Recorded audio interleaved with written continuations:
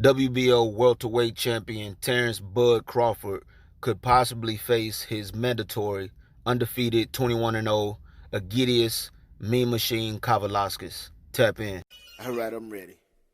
They know when I was down, now they see I bounce back. Now they young and they feelings. My partner told me, King, don't worry about that. Said it's time to make a killing. It's a new day, getting new money, but I don't fuck with new niggas. I'm just sticking to the business and the money is the mission, about to stack it to the ceiling. Now they all in their feelings. So you mad, bro? Now they all in their feelings. Tell me got them all in their feelings. All in their feelings. So you mad, now they all in their feelings. Tell me what you mad for? All in their feelings. All in their feelings. It's a new day. They all in their feelings. Money, but I got them all in their feelings. All in their feelings. Now they all in their feelings. About to stack it to the ceiling. What's good, Fight World? Welcome back. It's your boy King, back with another one. I wanted to drop this video yesterday, but I didn't really have enough time. So here we are. I'm gonna get to it. Try not to spend too much time on this, but Mike Coppinger with The Athletic, he posts on Twitter and he says, sources tell The Athletic box Terence Crawford is likely to defend his title versus Egidijus Kavaliauskas this fall. Bob Arum conceded WBO likely to order that fight unless he could complete a deal for Spence Crawford. With Spence fighting Shawn Porter, expect Crawford Kavaliauskas. Now, a lot of casual fans are probably scratching their head like, who the hell is this? Why is Terence Crawford fighting this guy? Why isn't he fighting some of the big name fighters in the welterweight division? Because, you know, that's really what we all want to see. We all want to see Terence Crawford fighting Errol Spence. We want to see him fighting Keith Thurman, Manny Pacquiao, so forth. But just to basically to break it down, because I seen on Twitter a lot of the feedback from apparent casual fans. It's apparent that these fans are casual fans and they really haven't been paying attention to the landscape of the welterweight division. And it seems like I shouldn't have to say this, but from reading some of those comments, obviously it's a lot of people who have been under a rock, no disrespect, but the landscape of the welterweight division, you have Terence Crawford signed to Bob Arum and Top Rank on ESPN.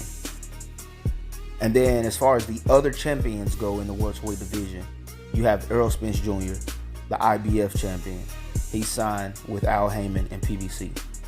You have Shawn Porter, the WBC champion, signed with Al Heyman and PBC. You have Manny Pacquiao, the WBA regular champion, signed with Al Heyman and PBC. You also have Keith Thurman, WBA super champion, signed with Al Heyman and PBC.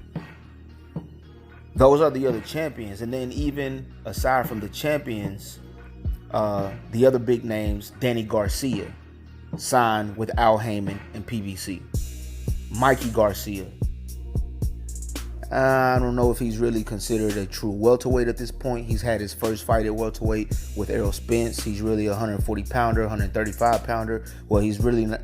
He wants his next fight to be at 147 or 140, but he can fight at 147. He just fought Spence at 147. He got washed, but he's still looking to fight at 147. But again, Mikey Garcia signed with Al Heyman and PBC.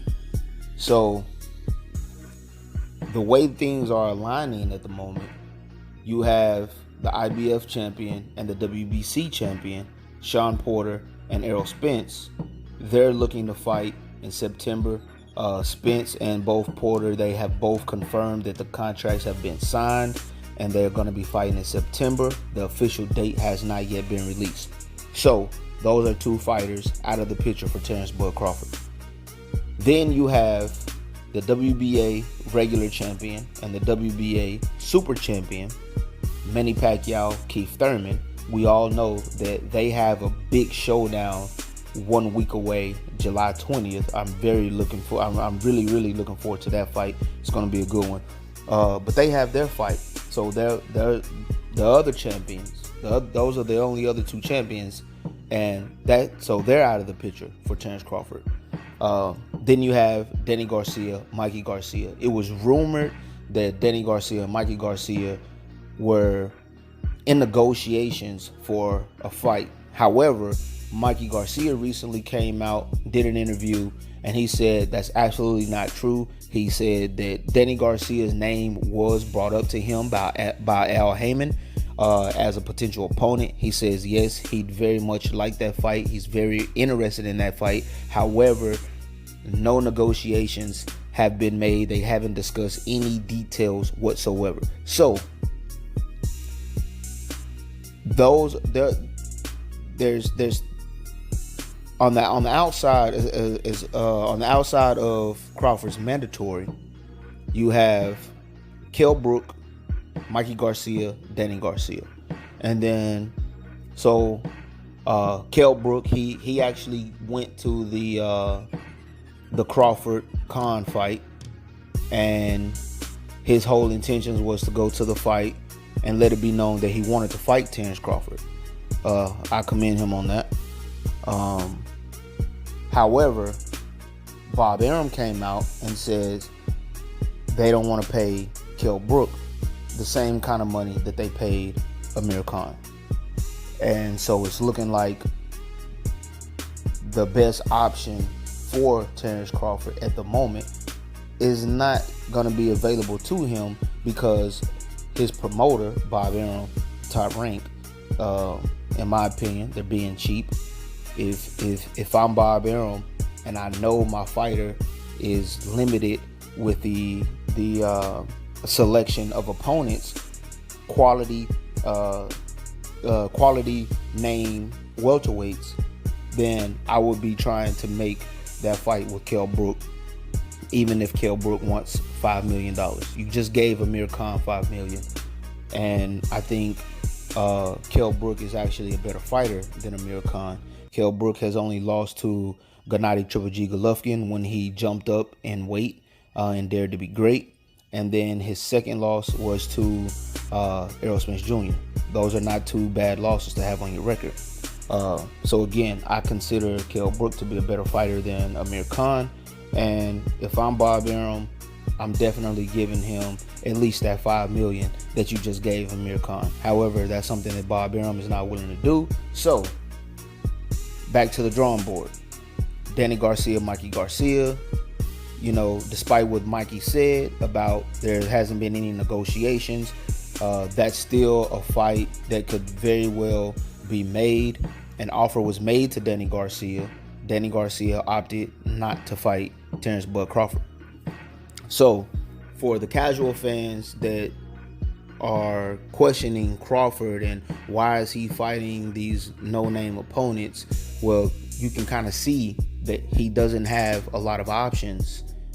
Top Rank, the promotion company that he is signed to, they do not have the top name welterweights to feed to Bud Crawford the way that PBC does. PBC has all of these top welterweights over there. And even if Terence Crawford was on the PBC side of things, it still takes two to tango. Keith Thurman, I just did a video. He says he doesn't want to fight Terence Crawford. He's not interested. Excuse me. He said he's not interested in the Terence Crawford fight at all. Danny Garcia, he's already turned down a $5 million offer to fight Terence Crawford. Errol Spence Jr., he says, hey, I want to fight Sean Porter, and then I want to fight the winner of Pacquiao Thurman. So as you can see, even if Terence was on PBC, he really wouldn't be getting all these top fights because, in my opinion, he's Boogeyman Bud. Simple as that. Let me hit my drink real quick. Yeah.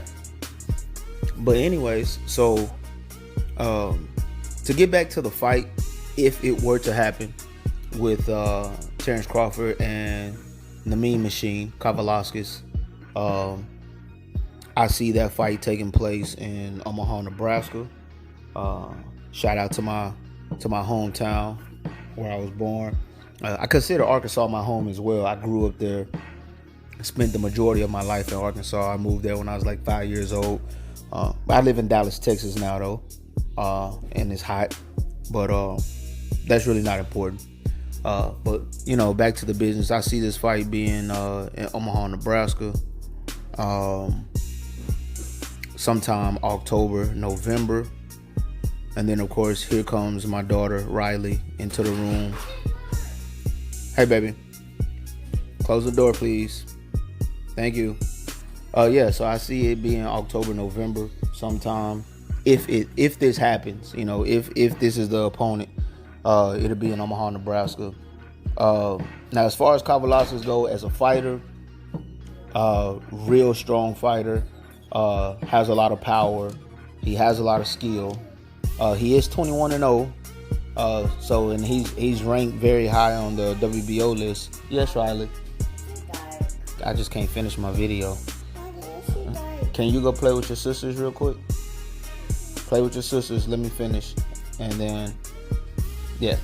So, sorry about that. Anyways, as far as Kavaliauskas go, like I said, he's 21-0. He's a real good fighter. He's the, by the WBO, he's the number 2 ranked welterweight in the WBO, which makes him the mandatory to face Terence Crawford.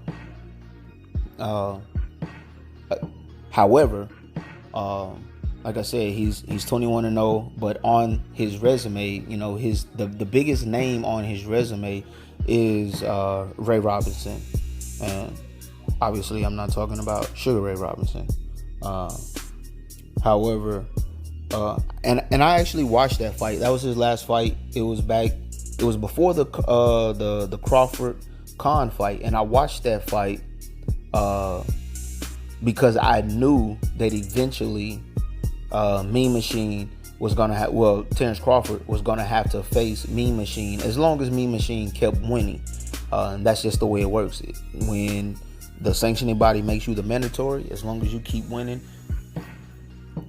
then eventually whoever holds the title, they have to face you, or else they'll be stripped of their title. So I watched that fight between Kavaliauskas and Ray Robinson, and to be honest, that fight ended in a draw. So, you know, Kavaliauskas, he's still undefeated, 21-0 with 1 draw.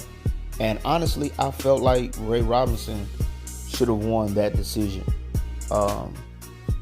So with this fight for Terence Crawford, you know, Kavaliauskas, he holds maybe an inch or 2 in height advantage over Crawford. However, Crawford still has the longer reach. I think Crawford has like a 73-inch reach, where Kavaliauskas only has a 70-inch reach. And just the skill set of Terence Crawford, I feel like it's going to be too much for Kavaliauskas, and it's not going to be competitive at all. I don't see this fight being competitive. I don't see it going the distance. I see Terence Crawford stopping Mean Machine in the 6th or 7th round. But that's just my take on the fight. That's my opinion. You know, this is where we're at. And again, this is nothing set in stone. This is just reported that, you know, the WBO could possibly go ahead and mandate Terence Crawford to fight his mandatory, since he was not able to line up a title unification with any of the other welterweight champions who are on the PBC side of the street. But anyway, so let me know y'all thoughts, y'all opinions down in the comment section, and I'm gone. So I haven't been on YouTube much lately.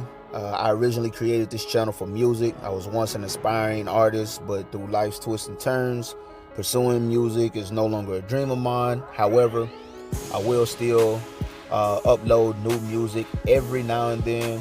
I am working on a new album. It's called In Case You Forgot. But constantly putting out new music is a thing of the past for me now. On this channel, I will be focusing mostly on boxing talk. So if you are a fan of music, hip-hop in particular, or if you're a boxing fan, please tap in. When I say tap in, I mean hit the like button, hit the subscribe button, hit the bell icon so you can get all the notifications for all new videos that I drop on the channel. And last but not least, I want to shout out the channels that inspired me to start giving my thoughts and views on what's going on in the boxing world and reporting some of the breaking news of what's going on in the boxing world. So shout out to those guys: Dante's Boxing Nation, Boxing Ego, Blue Blood Sports TV, Goodfellas Sports TV, Famous Athletics, and Gym Boxing. Salute. It's a lot of other channels that I watch and get my boxing knowledge from, but these are the guys that I literally watch and listen to every single day. So be sure to subscribe to all those guys as well. They put out great content every day. And like I said, man, just tap in, hit the like button, hit the subscribe button, hit the bell icon, and I'm out.